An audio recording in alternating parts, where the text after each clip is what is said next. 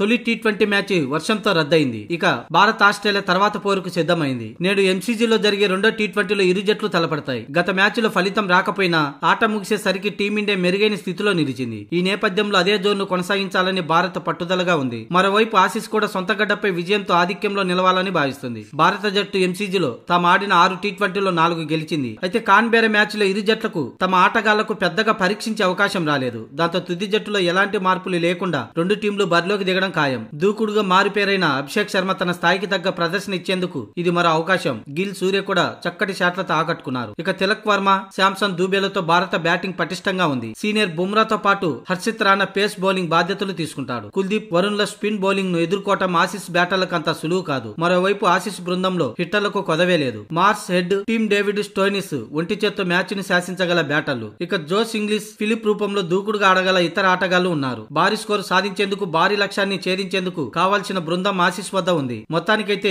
తొలి మ్యాచ్ ఎగిరిపోయినా మిగతా 4 మ్యాచ్ల్లో ఇరు జట్ల మధ్య హోరాహోరీ తప్పదు. ఈ రోజు భారత కాలమాన ప్రకారం మెల్బోర్న్ వేదికగా మధ్యాహ్నం 1:45 ఈ మ్యాచ్ ప్రారంభమవుతుంది. ఇకపోతే ఈ మ్యాచ్ కూడా వర్ష సూచన ఉంది. రెండో టీ20లోనైనా గెలిచి బోని కొట్టాలని ఇరు జట్లు చూస్తుంటే వాతావరణ నివేదిక మాత్రం మెల్బోర్న్ లోను వరుణుడు మ్యాచ్ కు అంతరాయం కలిగించే అవకాశాలు ఎక్కువగానే ఉన్నట్లుగా తెలుస్తున్న సమాచారం. ఈ నేపథ్యంలో ఈ మ్యాచ్ పూర్తిగా సాగుతుందా లేదా అన్నది అనుమానం.